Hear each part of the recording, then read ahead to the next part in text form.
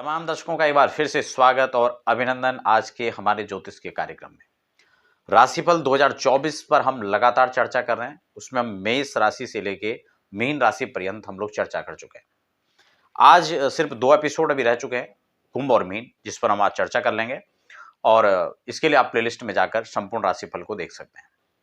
प्रत्येक महीने का एपिसोड लेकर के मैं फिर आपके साथ उपस्थित होऊंगा, लेकिन फिलहाल हम ऑल ओवर जो 2024 रहेगा वो कैसे रहने वाला है। आपकी हेल्थ की बात होगी, कैरियर की बात होगी, बिजनेस, व्यापार, education, love life, married life, सभी चीज पर हम यहाँ पर कंप्लीट चर्चा करेंगे। आगे बढ़ने से पहले एक निवेदन भी रहेगा कि अगर आप पहली बार हमारे चैनल पर विजिट कर रहे हैं तो चैनल को सब्सक्राइब कर लीजिए, साथ ही बेल आइकन को भी प्रेस कर लें ताकि आने वाली जो अपडेट्स हैं वो आप तक यथाशीघ्र पहुंच चुके, क्योंकि हम लोग यहाँ पर अध्यात्म की बात करते हैं, ज्योतिष की बात करते हैं, रत्न रुद्राक्ष से संबंधित इंफॉर्मेटिक में जो चर्चा है वो आपको यहाँ पर उसकी जानकारी देता हूँ। वास्तु का जो सब्जेक्ट होता है उसको भी हम टच करते हैं, पालमिस्ट्री पर हम लोग चर्चा करते हैं, लेकिन आज हम राशिफल की बात कर रहे हैं 2024 की स्थिति कैसे रहने वाली है। फिलहाल 2023 जो है वो अपनी संध्या बेला की ओर है। 2024 के आगमन की प्रतीक्षा है और हर कोई इस नए साल में कुछ नया करना चाहता है। एक नए सपने हैं, क्योंकि अधूरे काम जो रह चुके हैं, जो पेंडिंग वर्क आपके हैं, कोई अपने कारोबार को आगे बढ़ाने के लिए प्रयास कर रहा है, तो फिर कोई अपनी प्रमोशन की राह को तक रहा है, तो कोई नौकरी के लिए ही यहाँ तक जद्दोजहद में लगा हुआ है। खैर, हर व्यक्ति का अपना अपना एक टारगेट है, लेकिन 2024 क्या आप लक्ष्य भेद पाएंगे या नहीं, या फिर कोई रुकावटें और अड़चने आने वाली हैं? अगर आने वाली हैं तो फिर क्या उपाय उनके लिए हो सकते हैं कि जब आप तरक्की की राह पर फिर पीछे मुड़कर ना देखें। मित्रों, हम यहां पर क्रमशः आज चर्चा कर लेते हैं, क्योंकि कुंभ राशि जिस पर शनिदेव संचरण कर रहे हैं, क्योंकि जहां कुंभ राशि इस समय 7.5 के दौर से तो गुजर ही रही है, कहीं ना कहीं उथल पुथल लाइफ के अंदर बना हुआ है, लेकिन स्टेबिलिटी को लेकर के भी हम लोग चर्चा करेंगे, कैसे आप इस प्रतिकूल अवस्थाओं को भी अनुकूल बना सकते हैं। इस समय हम वर्षांत तक, क्योंकि यहाँ पर ऐसे ही शनिदेव विराजित रहने वाले हैं आपके लगन भाव पर, उठक फुटक बनी रहेगी। 7th हाउस पर उनकी दृष्टि रहेगी और शनिदेव की दृष्टि जहां पड़ती है आप सब जानते हैं कि उस स्थिति में उस भाव पर कहीं ना कहीं हस्तक्षेप करने का काम करते हैं। यूं तो नवग्रह दृष्टि में हम वैदिक पाराशर ज्योतिषी शास्त्र की बात करें तो शनि की दृष्टि को बहुत शुभ नहीं माना जाता है, और जब वो आपके दाम्पत्य यानी मैरिड लाइफ पर पड़ने वाला है तो तब यहाँ निश्चित रूप से खलल तो उत्पन्न होगी।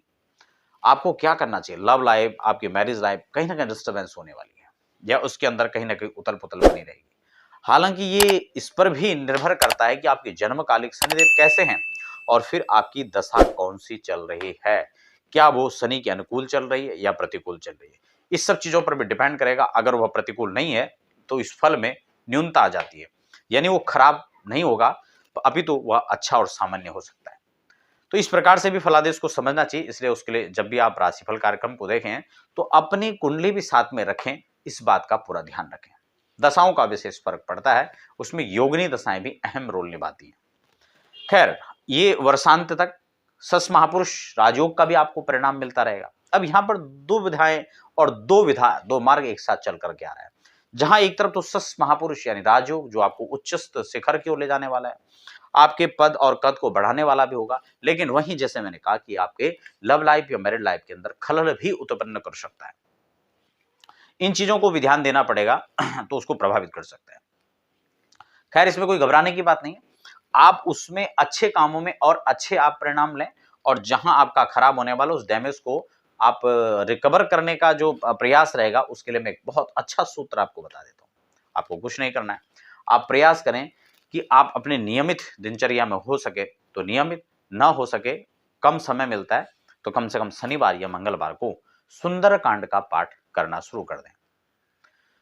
अगर आप इस प्रकार से सुंदरकांड करते हैं, नियम बना लेते हैं, तो सुंदरकांड करने मात्र से लंका कांड खत्म हो जाएगा पूर्व में। इस बात का पूरा ध्यान रखें। आप खुद नहीं कर सकते तो किसी वैदिक ब्राह्मणों से इस पूजा पाठ कार्यक्रम को करवा सकते हैं। अपनी दशा अनुकूलताओं को देख करके आप किसी अच्छे ज्योतिषी से परामर्श कर सकते हैं। ऑल ओवर उपाय को आप विचार करके अपनी राशि के अनुकूल भी कर सकते हैं। खैर, वैसे सस महापुरुष योग एक उच्चस्त शिखर की ओर बढ़ने वाला, जहां केमिकल का जो वर्ग जिन लोगों का है, जिन लोगों का इंजीनियरिंग वर्क है, जो आईआईटी क्षेत्र में काम करते हैं, उन लोगों के लिए एक बहुत बेहतर अवसर की तलाश भी है। और उन लोगों के 2024 में बड़े सपने को पूरे करने वाला भी ये योग हो सकता है। गुरु की स्थिति पर हम लोग बात कर देते हैं, क्योंकि ये बड़े ग्रह हैं और बड़े समय में ट्रांजिट करते हैं। गुरुदेव की स्थिति आपके जो 30 जून तक की स्थिति है वो तृतीय भाव पर, पराक्रम भाव पर रहेंगे। वहां उनकी 7th हाउस पर, 9th हाउस पर, 11th हाउस पर दृष्टि रहेगी। यानी 1 मई से पूर्व, यानी 30 जून तक का जो समय है वो देवगुरु की बहुत अच्छी स्थिति में आपके जन्म कुंडली यानी आपकी राशि कुंडली पर रहने वाले हैं। ये आपके लिए बहुत बेहतर अवसर है। जिन लोगों का विवाह में अड़चने थी, विवाह नहीं हो पा रहा था, वो जद्दोजहद में लगे मैं, लेकिन कहीं ना कहीं जो अभी रह चुका था, कुछ बातें नहीं बन पा रही थी, वो 30 जून से पहले पहले बन जाएंगे। यानी जो अनमैरिड है उनको विवाह के अच्छे अवसर हैं, और जिनके मैरिज लाइफ के अंदर किसी प्रकार की डिस्टर्बेंस, कोई हलचल थी, वो भी रिकवर होने का काम यहाँ पर पूरा होगा। एक और खास बात निकल करके आ रही है, लव लाइफ में भी एक नया ट्विस्ट सामने आ सकता है। यानी लव अब जो है मैरिज में बदल सकता है। उसके लिए आप अपने निश्चित रूप से अपने घर वालों को मनाने का प्रयास करें। वहां पे आपके लिए एक अच्छा एक जो समय है वो लेकर के यहाँ पर आ सकता है, क्योंकि देवगुरु की अमृतमय दृष्टि उसको अनुकूल बनाने का काम कर सकती है। ठीक हो गया। अब हम बात कर लेते हैं 1 मई के बाद की, क्योंकि देवगुरु वहां ट्रांजिट करेंगे एक तारीख को, 1 मई को, तो वो वृषभ राशि पर चले जाएंगे, और वृषभ राशि पर आने से यानी आपकी राशि से वो चौथे हाउस पर आ जाएंगे, जहां देवगुरु की दसम दृष्टि, दसम भाव पर सीधी दृष्टि पड़ने वाली है। यानी आपके राजकीय कार्य जो पेंडिंग पड़े हुए थे, किसी प्रकार का मुकदमेबाजी का झंझट था, आप किसी कॉन्ट्रैक्ट की तलाश में थे, आप उसे लेना चाह रहे थे, आपके हक में या पक्ष में नहीं आ पा रहा था, तो देवगुरु इस समय उसके लिए आपको काफी हद तक प्रयास आपका सफल करने वाले हैं। वो बात अलग है कि आपकी जन्म कुंडली के अंदर भी उस भाव को देखा जाना चाहिए, वहां पर स्थिति क्या है और आपकी दशाओं के अनुरूप आपको क्या उपाय करने चाहिए, क्या उसके लिए प्रयास करना चाहिए, अपना एफर्ट कहां तक रहना चाहिए, उस पर भी निष्कर्ष बारीकी से होना चाहिए। खैर, आपका अष्टम, दसम और द्वादश, इन भावों पर देवगुरु की दृष्टि, सॉरी 30 तक तो 30 मई तक तो आपका सप्तम और नवम और एकादश पर रहेगा। यानी भाग्य वृद्धि आपका यहां पर होने वाला है, लक आपका साथ देगा, विवाह में संयोग आपका बनेगा और धन के अच्छे आगम के स्रोत यहां पर बनेंगे। 1 मई के बाद 8, 10 और 12 पर रहेगा, खर्च बढ़ सकते हैं, रोगों का भी आपको ध्यान रखना है। यहाँ पर वैसे तो अष्टम में आ रहे हैं तो रोग मुक्ति भी यहाँ पर करेंगे, लेकिन अगर जिनको पेट से संबंधित दिक्कत है, लीवर की दिक्कत है, शुगर की दिक्कत है, उनको थोड़ा सा यहाँ पर डायबिटीज वालों को ध्यान रखना चाहिए।